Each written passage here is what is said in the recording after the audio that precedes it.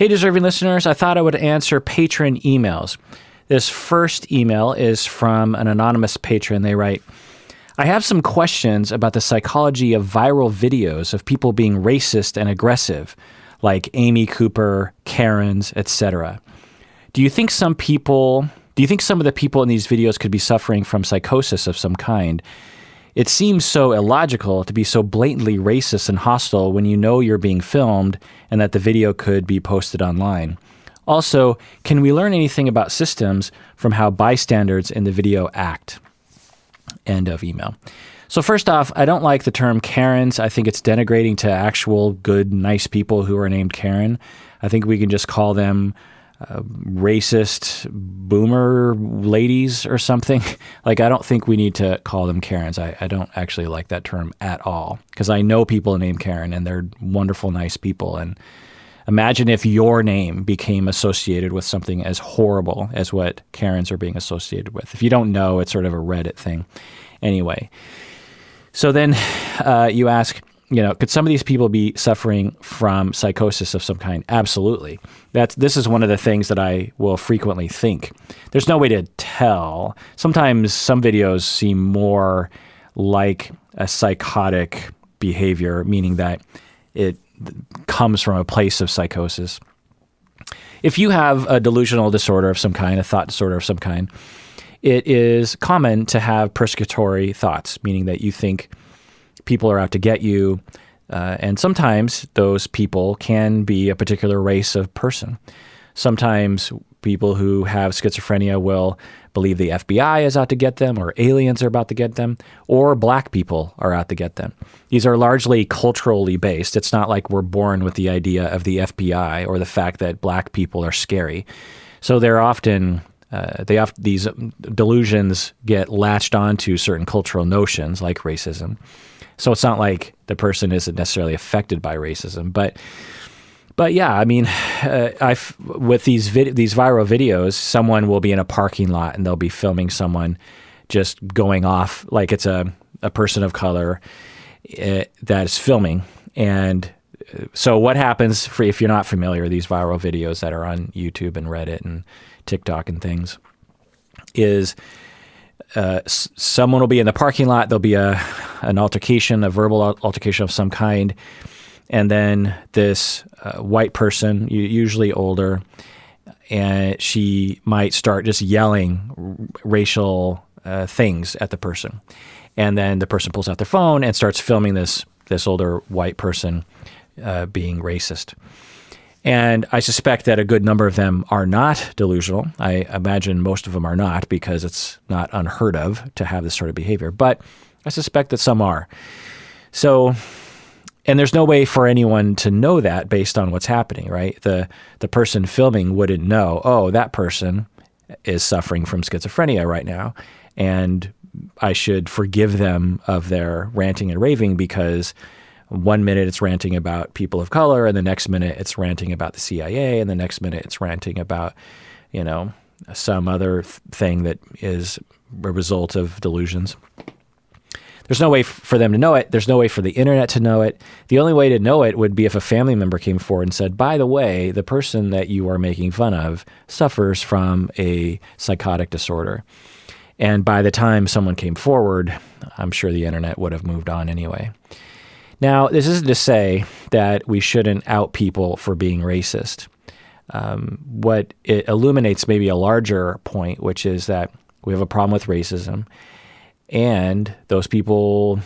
Now, the morality of posting their picture online and their name online is actually pretty nuanced, because some people take it really far, like they'll dox someone or they'll identify them and go after them, and it's hard to know what the right thing to do is. And I'm a therapist, so I don't really know the right answer to that.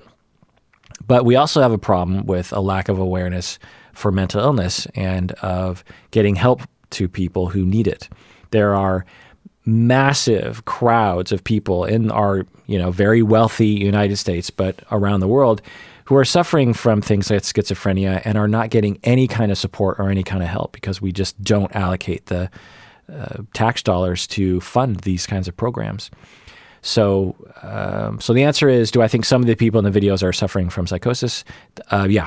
I often will wonder about that. There's no way to tell usually, but. And then you say that it seems so illogical to be so blatantly racist and hostile when you know you're being filmed. Now, from you and my perspective, yours and my perspective, yeah, it seems so illogical. Why would you use the N-word in public while you're being filmed?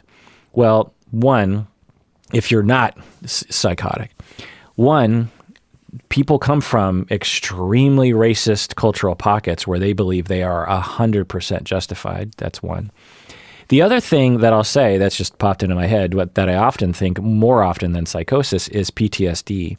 A lot of people are walking around with PTSD untreated or even treated. But the point is that they haven't recovered yet. And when they are triggered, then all bets are off. Like if you have PTSD out there and you have one of your defense. So when we experience a threat, we have fight, flight, freeze, or appease, right? So right there in the description is fight, flight. So the first one is fight. And for some of us, when we are attacked or threatened or someone is getting in our face or something, then we come out swinging. And when you're on a scale, let's say there's a scale from 1 to 10 with distress being high at the high end to 10, so 10 is being highly distressed.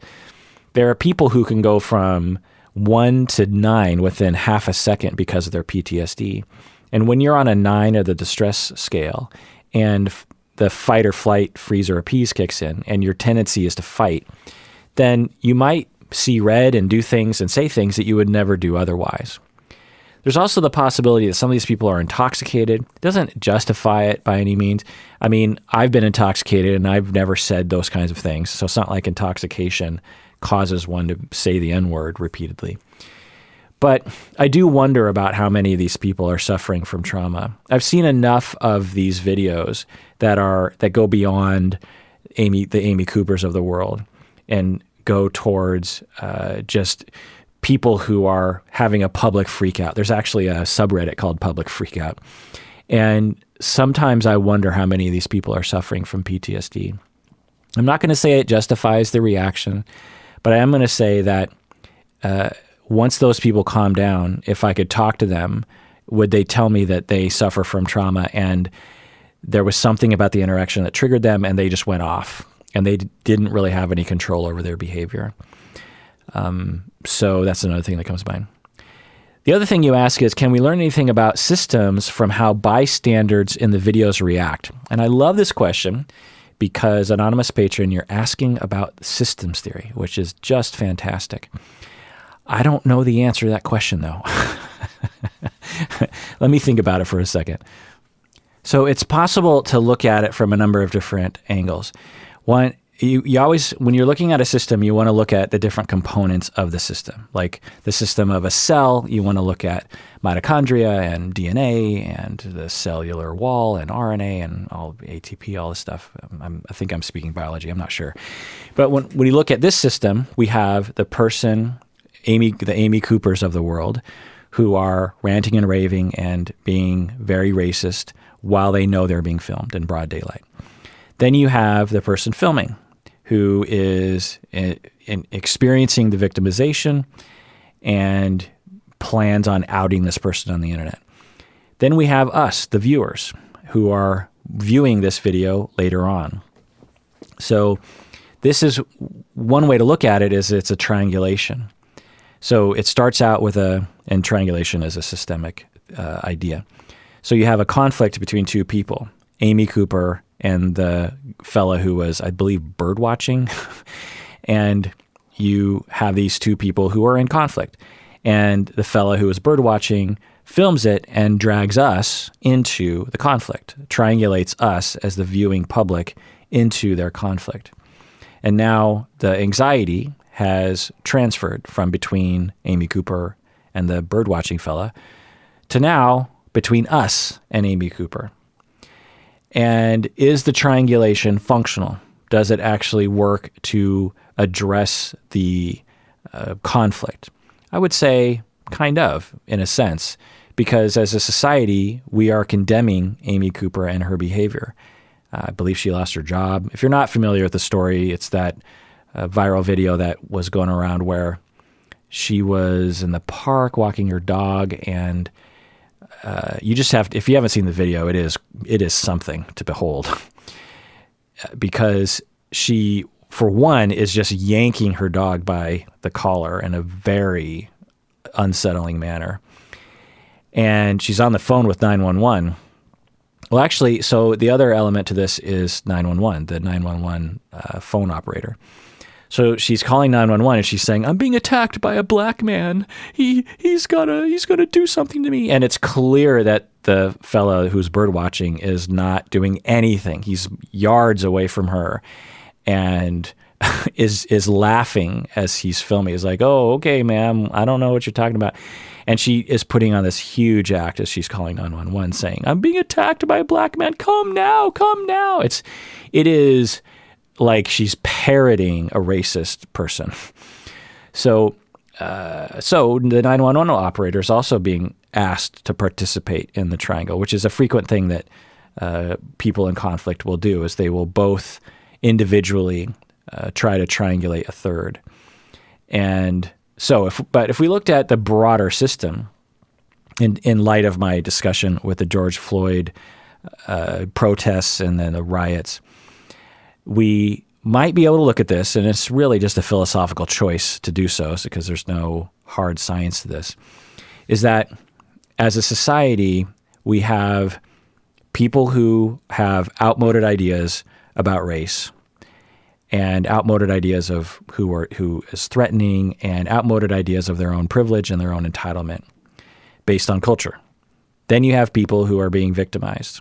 This fella who was bird watching.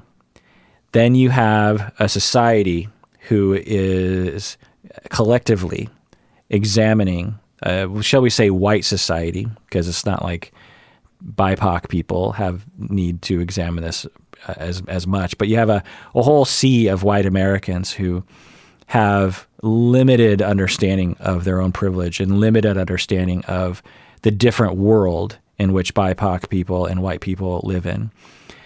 And by posting these videos, it causes because for me, as a person of color who has experienced things like this, but also as someone who studies this as a therapist and a professor for the past 25 years, when I see videos like this, there's nothing surprising about it at all to me.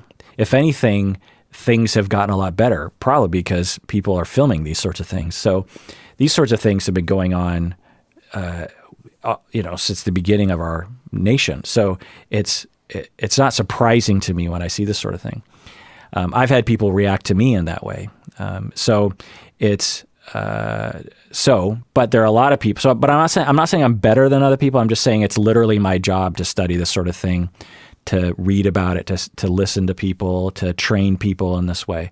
And so I'm not necessarily the target audience for this thing, but there's a whole sea of people who have limited understanding. And as they see these videos, they start to see what BIPOC people are experiencing, meaning Black, Indigenous, people of color.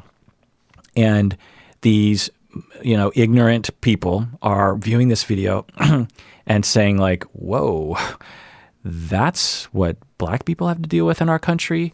That's insanity. And if he wasn't filming and the police showed up, that guy would have been hauled to, he would have been arrested and tackled and tased. And because I'm pretty sure in our society, if you have a hysterical white woman screaming into the phone saying this black man is attacking me, you're going to get a lot of cops, guns drawn, and it comes down to believing the professional white woman and the black man. I'm pretty sure the black man's going to get the short end of that stick.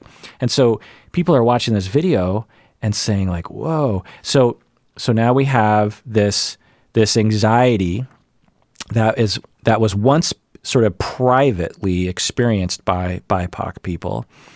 And now the populace of the United States is being triangulated into this, I think rightfully so, because these videos are going viral. And now as a system, we have an opportunity to try to use that triangle in a way that can actually elevate and really resolve those conflicts. Now, if we were to, so let's bring it down to a smaller triangle with 3 people. So let's say that instead of filming, you just happened upon these 2 people.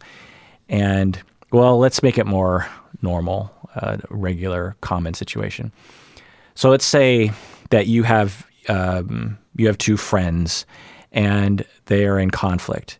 And one of your friends, so there's Jane and there's John, and John comes to you and says, Jane is being really unfair with me all the time. And so you're being pulled in to the triangle. So there's a lot of different things you can do in that situation. One is you can say to John, yeah, Jane sucks. Jane's terrible. I hate Jane. Jane's a jerk. I agree with you. Well, usually that kind of triangulation doesn't help to alleviate the original conflict. The other thing you can do is to tell John, like, hey, Jane's a nice person. What's wrong with you, John? You're essentially taking sides to say you either take Jane's side or you take John's side. Usually, not always, it depends, but usually a triangulation that actually helps is to actually help resolve the conflict. So maybe you tell John, well, okay, I get it that you're upset, but did you think that Jane might be doing this because of this? Or maybe you go to Jane and you go like, John, you kind of hurt his feelings the other day and he told me about it, and I just wanted to ask what was going on there. So if we're going to look at this from a systems point of view, usually, and it's hard to say because systems operate the way that they operate, and there's no way to predict. It's like trying to predict the weather. Usually the way to actually, so, the object of the game is to actually solve the problem. Well, what's the problem with the Amy Coopers and the BIPOC people in the park looking at birds?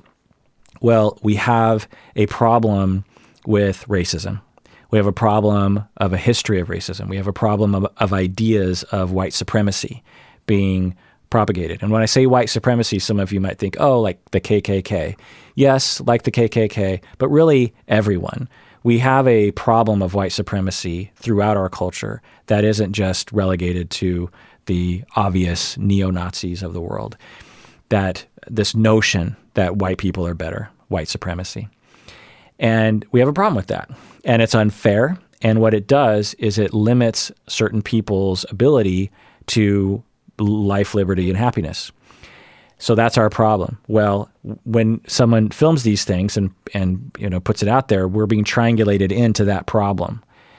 We could live in ignorance before these videos came out and say like, well, I'm sure it's not happening. But these videos say, no, you are now involved because you saw it, and now what are you going to do? Well, a common reaction is to go to the Amy Coopers of the world and the quote-unquote Karens of the world and say, evil people, terrible people, discount them, cancel them, hate them, fire them, blame them, instead of looking at, we have a system of white supremacy. We have a culture of racism, in addition to sexism and ableism and everything else. And until we stop and look around to everything that's happening, which I think people are starting to do in a very twist of events that I did not see happening even in my lifetime, particularly in recent years. I've given up on society in this way. Until we actually zoom out and look at society in a systemic way, look at policing, look at politics, look at our idea of policing, look at our idea of racism, look at our idea of crime, our idea of men and black men and BIPOC people. Until we actually examine that very critically, we're not actually going to change anything. Now, canceling the Amy Coopers of the world, some would argue, and I might as well, is fair and is just, for sure. But at the same time, there's something systemically wrong with our society. So it can't just end with canceling those people and calling people Karens. That's just not going to solve the ultimate problem. What it might do is cause a few people to get more angry. It might cause some people to, what it often does, to be perfectly honest, is that, so let me draw a profile, and I'm sorry if this is offensive to some people. So we have of limited awareness white person. We'll say that he's 30 years old, and he didn't grow up with a lot of diverse, ethnicities in his life. He maybe had an Asian friend and maybe a black acquaintance, but he didn't really have a lot of awareness. He thinks of himself as a nice guy. He thinks of himself as a socially just person, but he's just not that aware.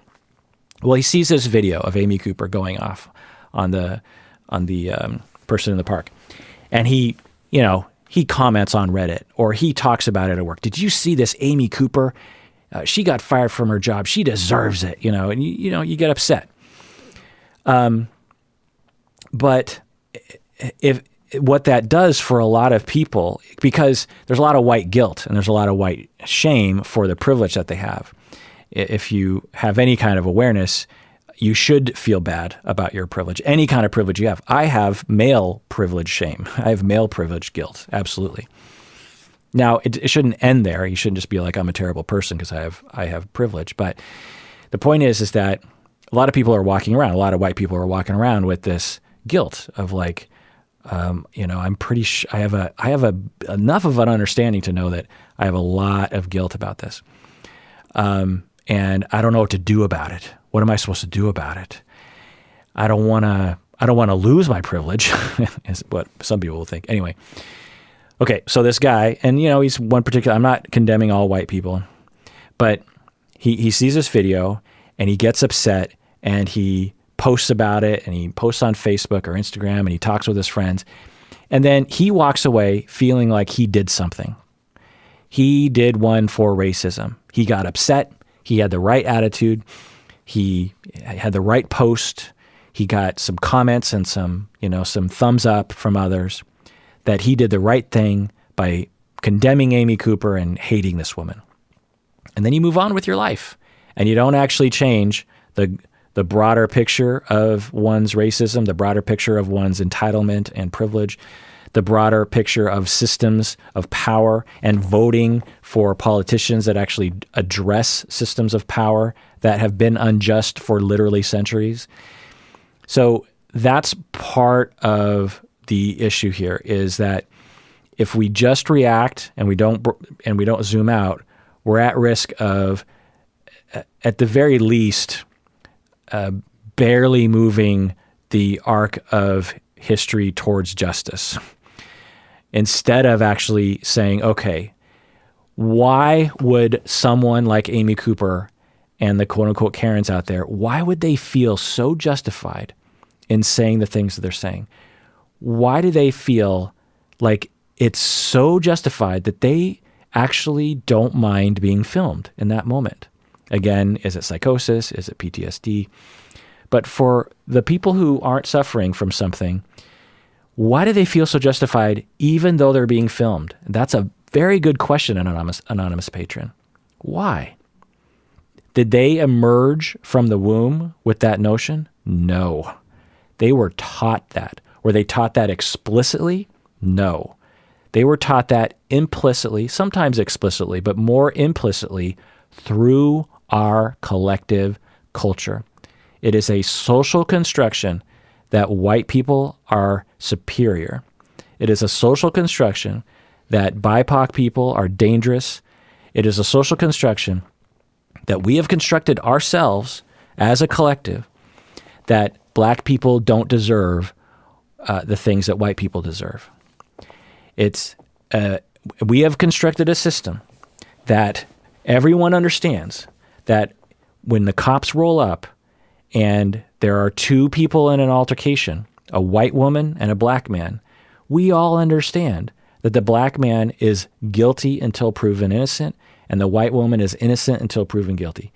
Not every time, of course. There are plenty of anecdotes of white women being treated like they're guilty when they were innocent. I know I have a friend actually who was brutally slammed into the ground and had to have reconstructive surgery on her face. She was a white woman, and by a police officer for something like jaywalking or something. It was something absurd. But so it's not like white people can't be harmed, but on average, there is clear data demonstrating that on average, BIPOC people, particularly black people, particularly indigenous people, are being treated extremely unfairly. Okay, so that was just a rant. I didn't have any notes. I was just reading your email. I don't know how well I put that argument together. Let's take a break. When we get back, let's read some more emails.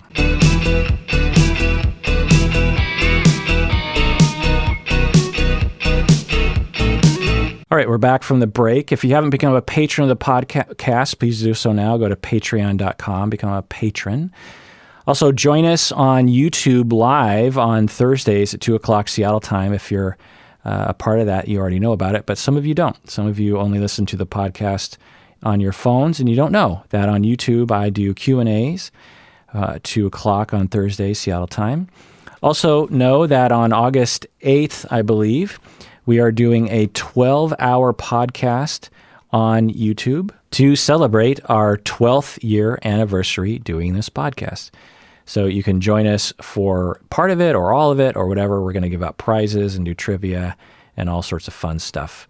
All right, this next is not an email. It was actually a comment on YouTube Live asking, could you speak a bit about the stereotypical link between CEOs and psychopathic behavior? Is there science around the link, and do you have theories about it? End of comment. Yeah, so there's this notion out there that maybe you're aware of, maybe you're not, that most CEOs, or a good percentage of CEOs, people who are at the top of the chain in an organization like Starbucks or something, that most or a good percentage of these people are psychopaths. And you probably have absorbed that headline, that notion. So what's the science? Well, I'm here to tell you that this is a ridiculous notion. So how detailed do I want to get? Okay. So there is one study that found that 20% of CEOs are quote unquote psychopathic. But what did this study actually define psychopath as? So there's a problem with the word psychopath in that it gets used in various different ways. For example, it's used in the classic way that a lot of people understand, which is the Ted Bundys of the world, the Charlie Mansons of the world, people who don't have any care for human life or for humans. They don't care about using other people for their own gain. They don't have any empathy. They are, criminals usually, or con artists. They manipulate people. They're Machiavellian. They're narcissistic. They are just very difficult to be around. The classic psychopath. So that's one definition. That's the Hare definition, if you will, the psychologist by the name of Hare, researcher, Canadian, I believe. And so there's that. Now, psychopathy is not in the DSM. If something is in the DSM, then we typically revolve our definition around what's in the DSM. But we don't have psychopathy in the DSM. So authors can kind of use it in a variety of ways. And the term has been used in a variety of ways for decades, if not 100 years. So we have so many different definitions. Okay. Another definition of psychopath that we use in the clinical literature and in assessment procedures and protocols is a much blander version. So for the MMPI-2, by the way, which is, for example, which is the most commonly used personality assessment that psychologists will use. This is a measure that it takes a few hours to fill out as a person when that's being evaluated, and you have to use computers to tabulate everything. And anyway, but one of the things that it spits out as a result, you don't have to use computers. There's actually a way to do it by hand, which is tedious and boring. But anyway, so the the MMPI-2 will spit out, so it has 9 different scales. It's been a while since I've done it. 9 or 10 different scales. And one of the scales that spits out is Psychopathic Deviant Scale. So this is a measure of, quote unquote, how psychopathic you are.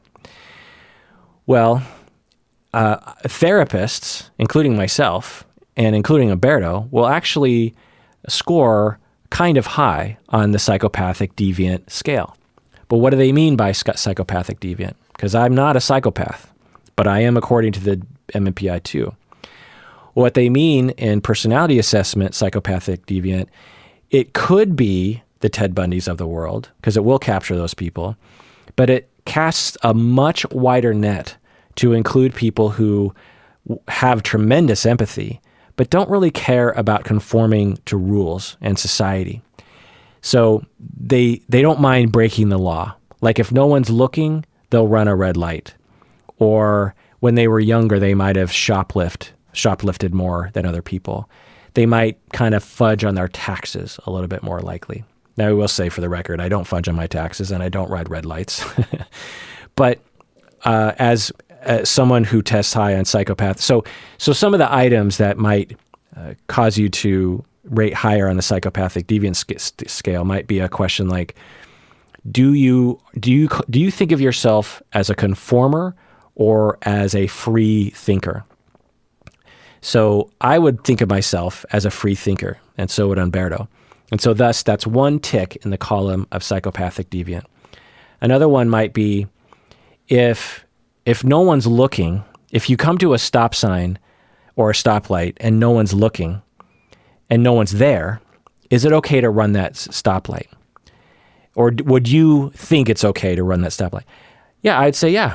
Because the laws are only there to protect us. They're not there to just control our behavior. And if no one's around and you're not going to get in a car accident, then yeah, go ahead and run that red light.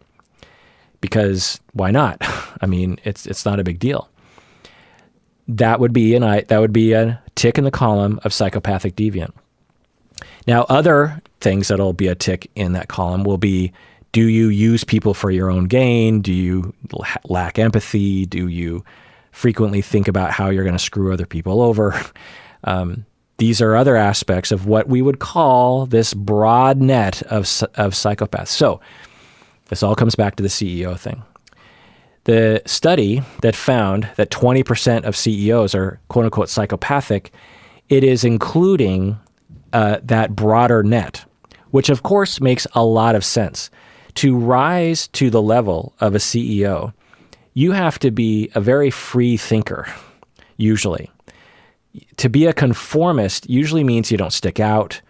It also means that you might not try to move forward the way other people would.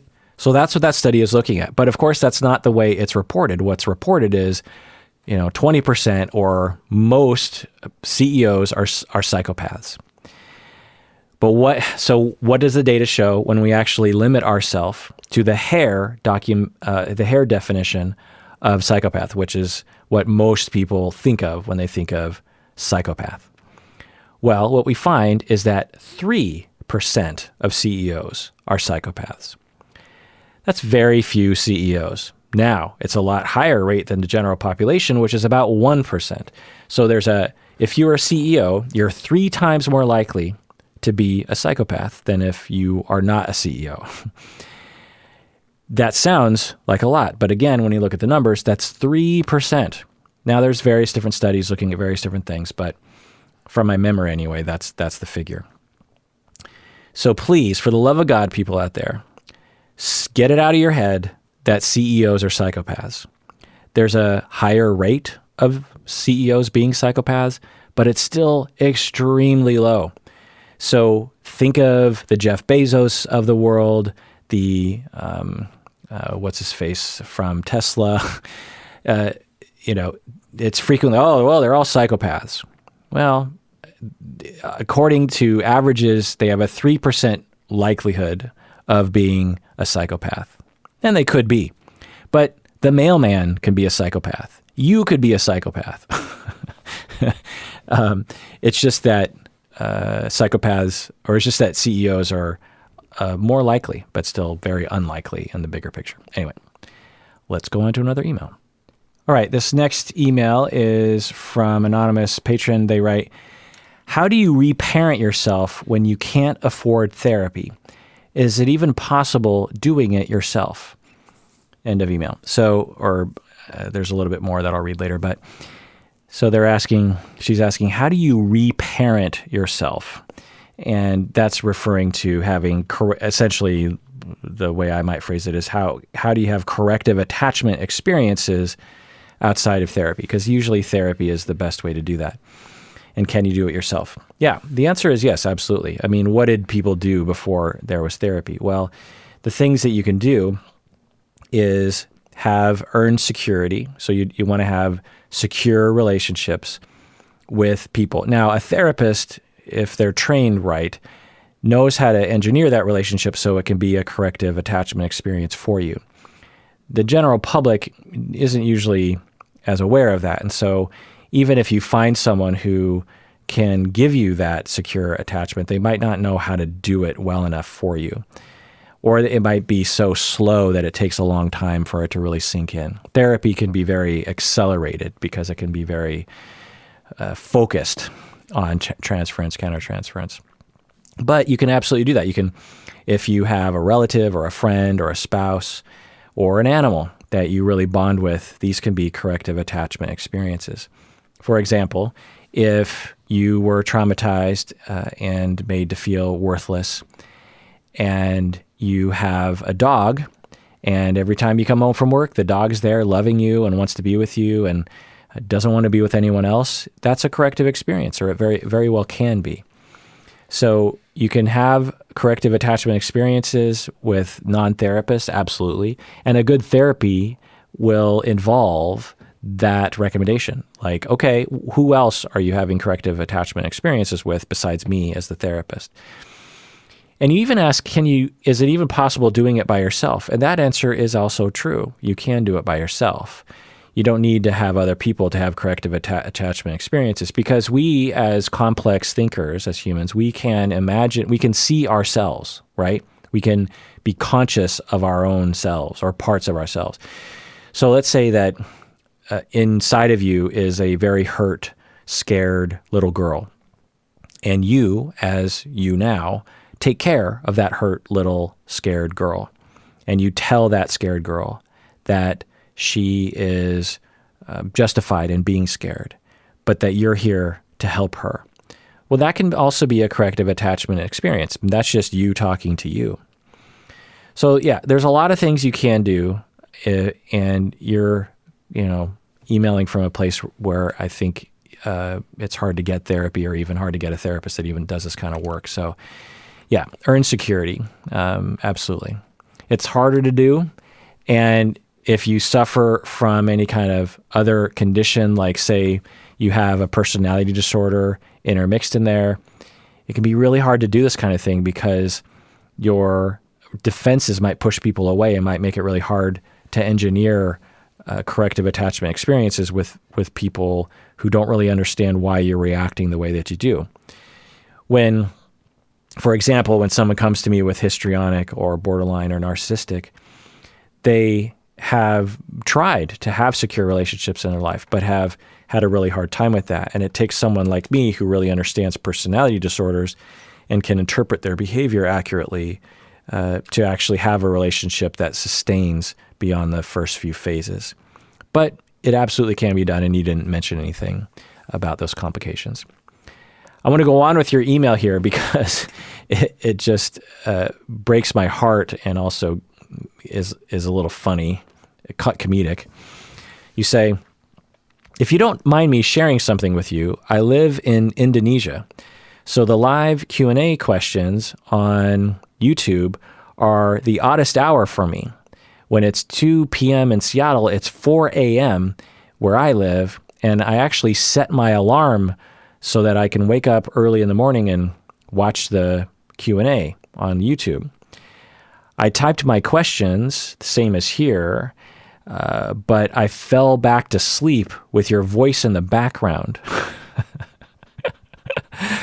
I dreamt of you and your wife being temporarily stationed in my city, and I went to find you and begged you and your wife to reparent me.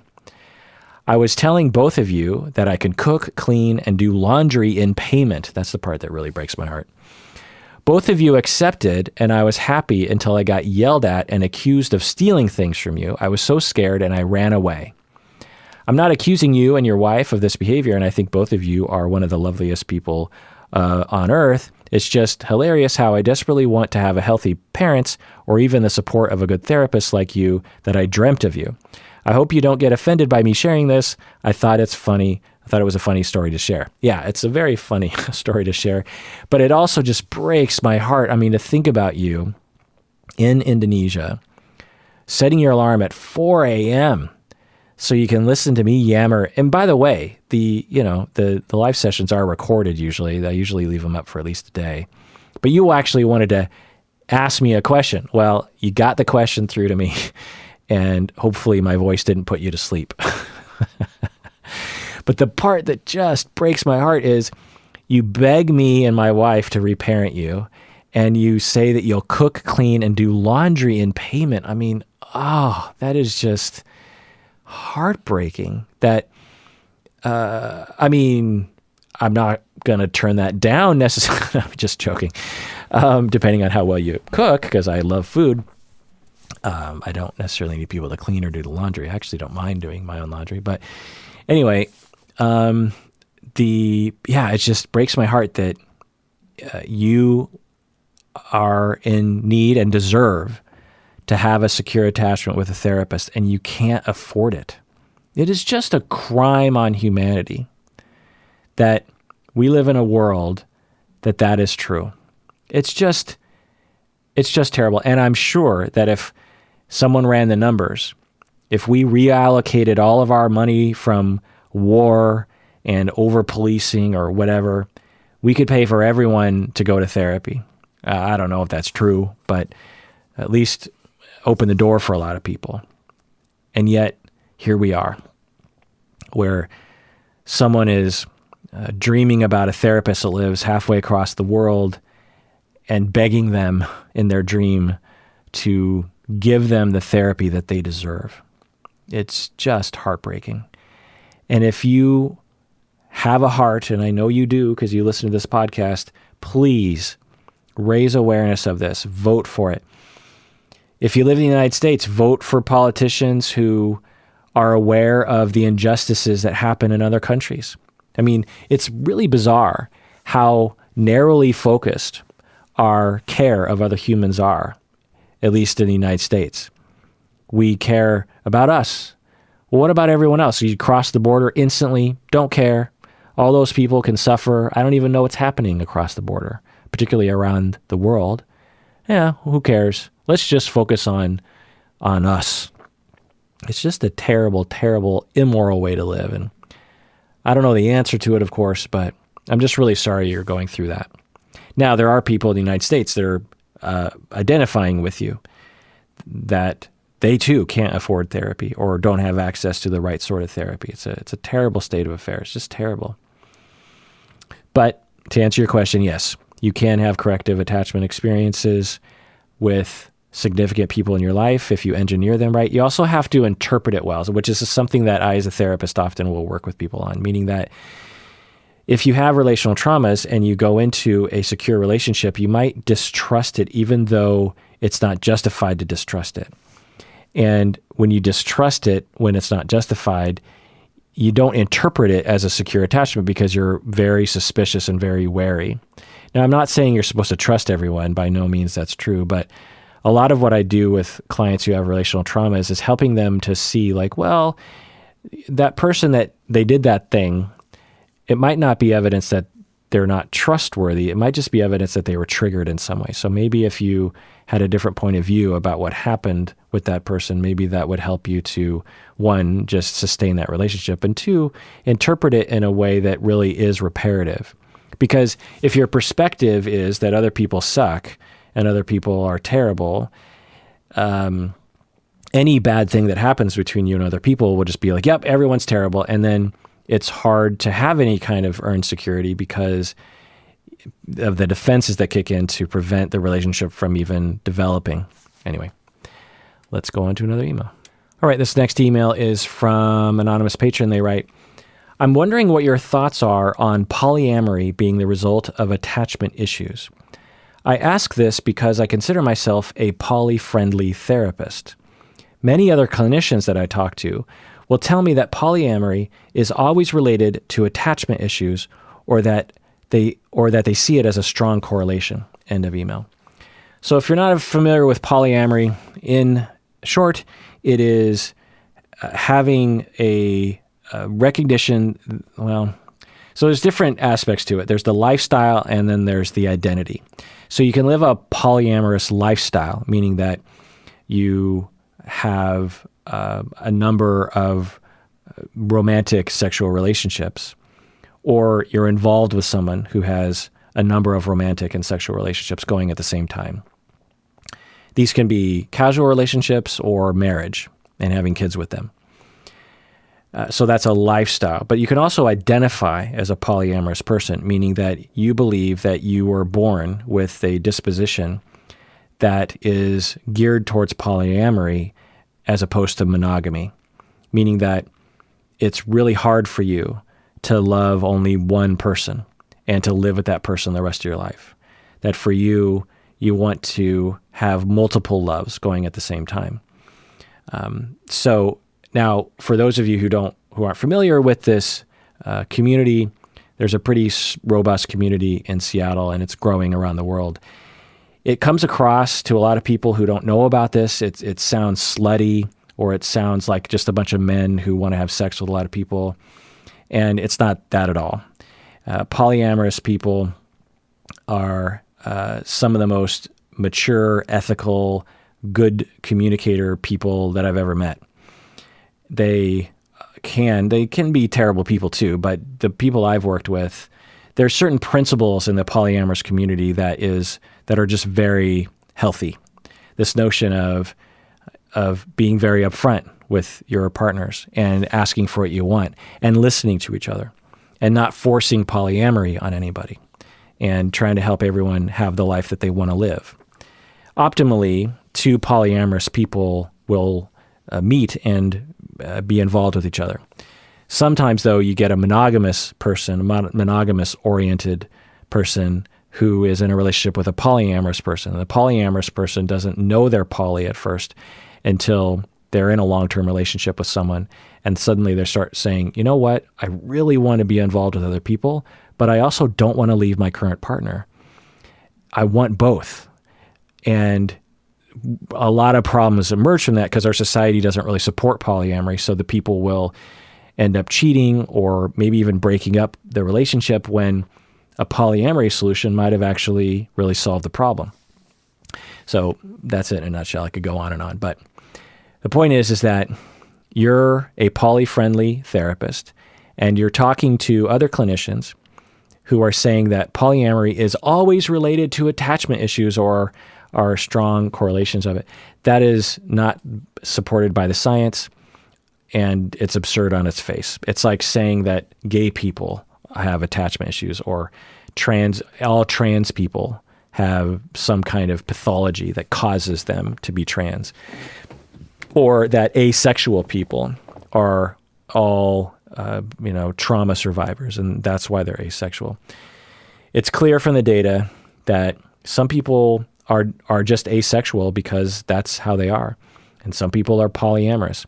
Just like some people just happen to be heterosexual, and some people happen to be monogamous oriented. We don't pathologize when someone wants to be monogamous, do we? Well, why would we pathologize polyamory? The science doesn't show that it's related to any kind of dysfunction. It just is what it is. And it kind of makes sense from an evolutionary standpoint that some people would be into monogamy and some people wouldn't. Plus, when you look at, me and Umberto did a whole deep dive on are humans monogamous or not. We looked at I looked at all the data and presented it to Umberto. And there's just so much data out there that basically seems to suggest that it's complicated. It's unknown how oriented we are naturally as a species, whether it's towards monogamy or non-monogamy. And there's so many different types of non-monogamy, right? You can have you could have like 5 significant relationships that last 10 years each. Or you can have 5 relationships that are going on at the same time. Anyway, but the notion that therapists out there don't understand polyamory, that doesn't surprise me because most people don't understand polyamory, and therapy emerges from our culture. It's also threatening to people. I will say, for me, when I first heard of polyamory, it was one of our very first podcast episodes was actually about polyamory. I had some very renowned people on the podcast, Alina Gabosh, who is a very famous person in the polyamory world in Seattle and around the world. She was on my podcast to talk about polyamory. And in that episode, I was still pretty ignorant of the data and of the life and of the experience of polyamory. And so even though I was a therapist for 10 years at that point, I didn't really know about polyamory. So it's not surprising to me that therapists wouldn't really understand polyamory. It's one of the next things that we need to tackle as a field and as a culture. We have brought lesbian people to awareness and destigmatization and non-pathologizing of gay people, bi people, trans people. And we have to start looking at asexual people and polyamorous people and starting to liberate them as well. So, but we have yet to really do that. I suspect we will in the next 10 or 20 years. So, yeah. Now, can polyamory be used for bad things? Yeah, but monogamy can be used for bad things. So the question is, is polyamory related to attachment issues? Like I said, no. Can someone with polyamory have attachment issues? Can someone who identifies as polyamorous have attachment issues? Yeah. Most people have attachment issues in my experience. So that's what I'll say about that. Let's go on to another email. All right, this email is from an anonymous patron. She writes, I've heard you mention in some of your podcast episodes that one cannot help their feelings, meaning that you feel what you feel about other people in romantic cases, and there isn't much that you can do about it.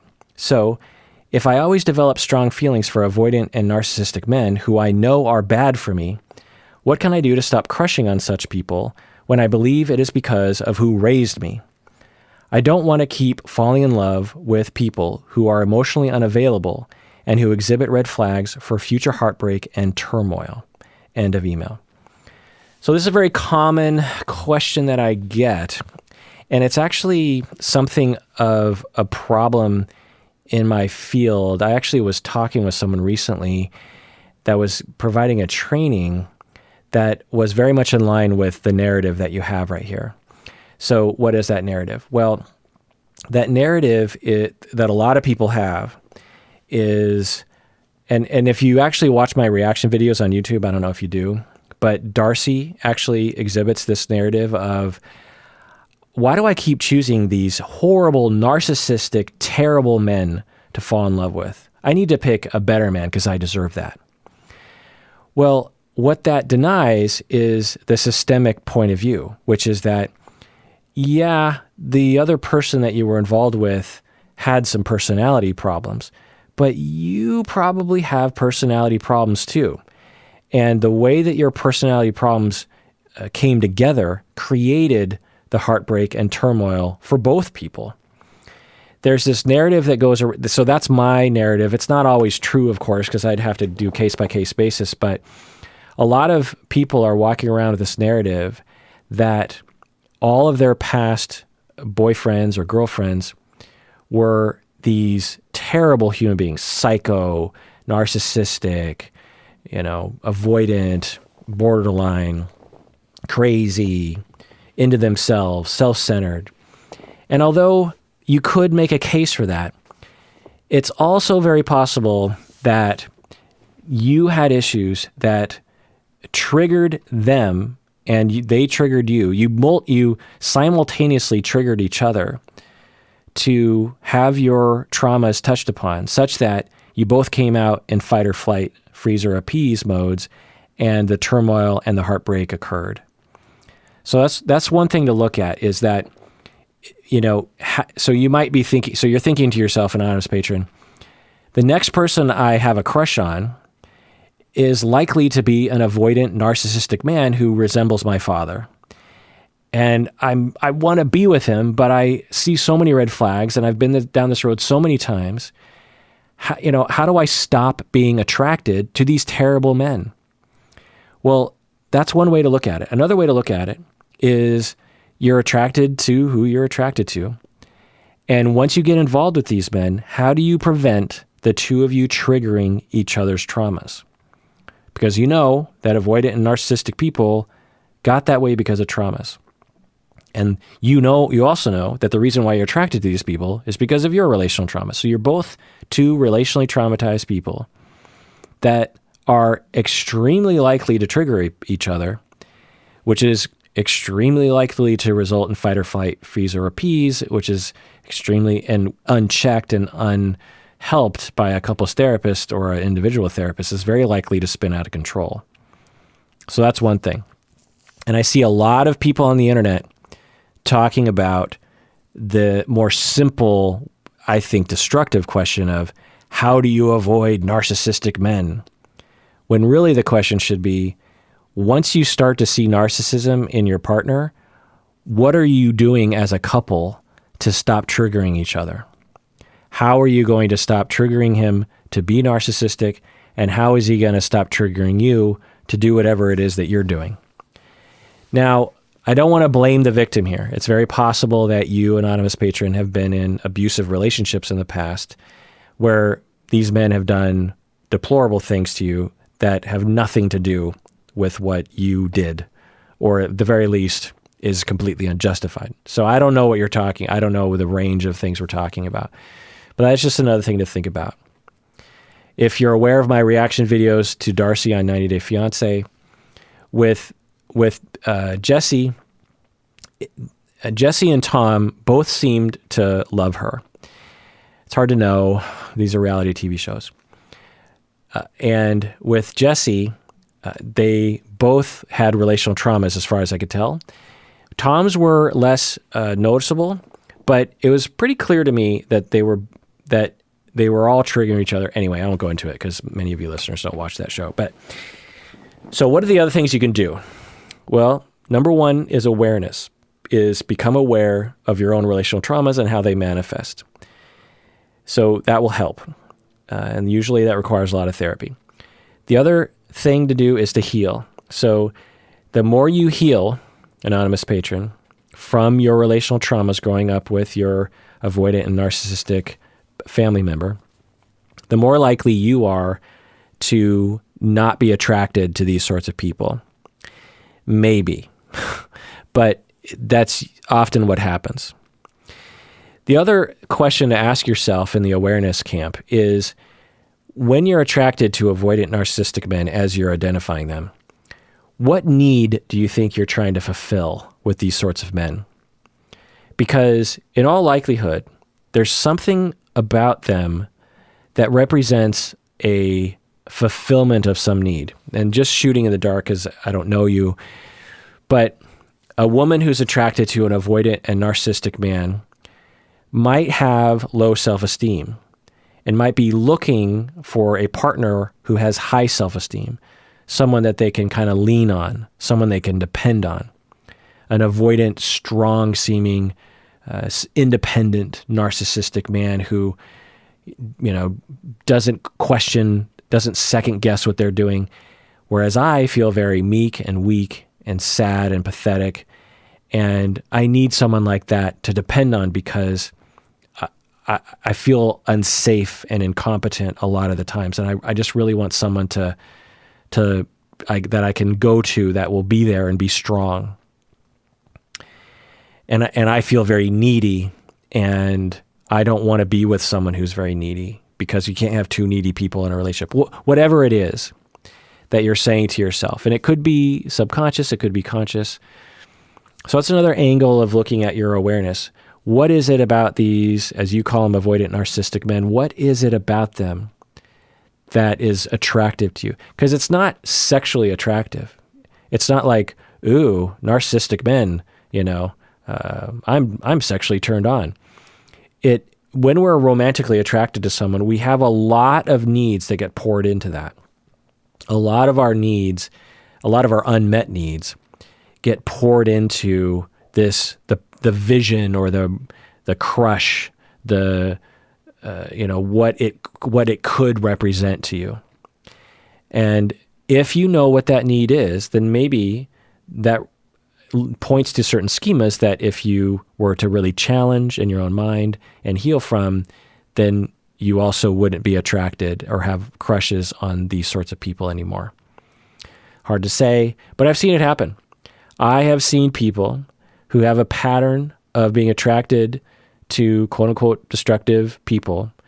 They do their healing, and as they emerge, and that can take years, and as they emerge from that healing process, they suddenly have a completely different radar when it comes to who they're romantically attracted to.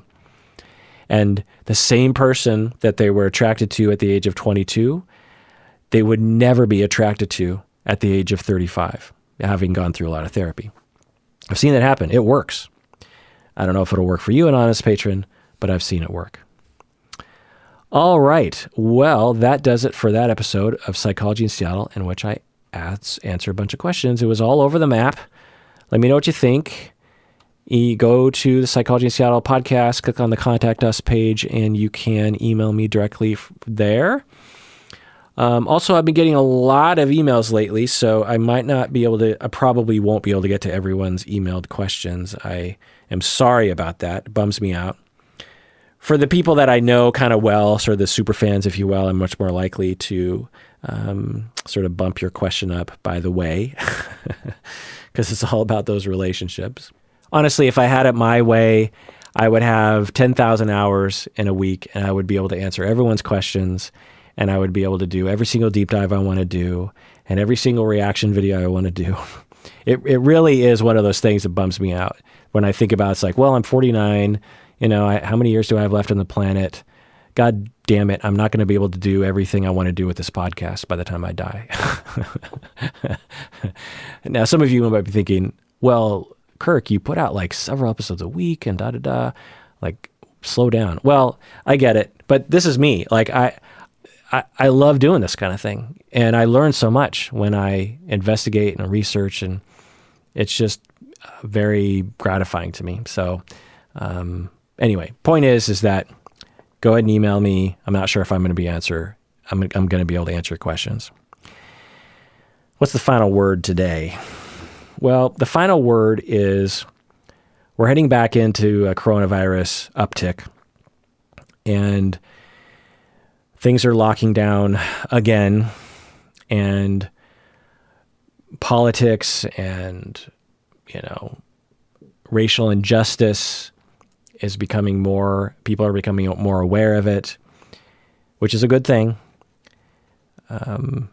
What do I focus on in all this? What I'm going to focus on is that we've all been, to some extent, locked down, quarantined in our homes, separated from other human beings, separated from having a good time. I just want to go to a movie theater. There's a movie theater north of me where they took out every other row and they put in tables. And you can order drinks and you can order food.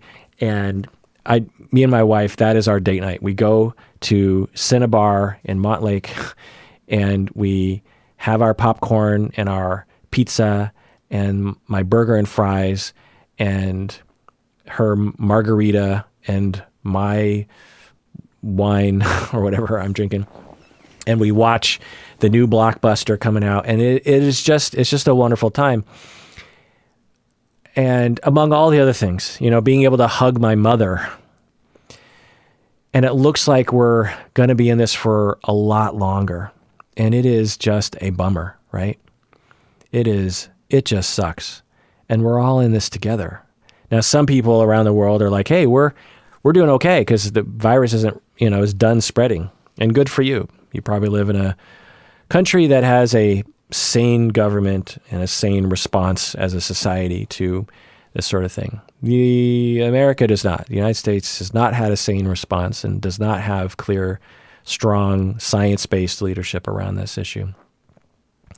And thus, over 100,000 people have died from this in the United States. Anyway, the point is that all of us have been impacted and will continue to be impacted. My university closed down until January. They just announced not too long ago that the campus is going to be closed until January, maybe longer. And it's been closed since March-ish. And that is just incredible. For me not to go to my university, I've been going to my university campus for 25 years. And now it's been 3 different campuses. We've moved all over the place. But anyway, the point is that it's such a weird world right now, and it's so lonely. And I know many of you are suffering, and I'm suffering there with you. It just sucks. And if we can't voice that suffering, then where are we, right? So I voice it, and I hear you when you voice it, and we can all voice it together, and we can all be together in this terrible, terrible time that we are denied hugging our family members and our friends, that we're denied social contact, that we're denied going to the store and just being with your community, or going to church and being with your community. It's just an awful, awful state of affairs. And I don't see the light at the end of the tunnel. I mean, I assume there is light at the end of the tunnel, but it might be a long time from now. So I'm there with you. I'm suffering there with you. And we're all in this together. And please take care of yourself. Take care of others, because you deserve it. We all deserve it. We really, really do.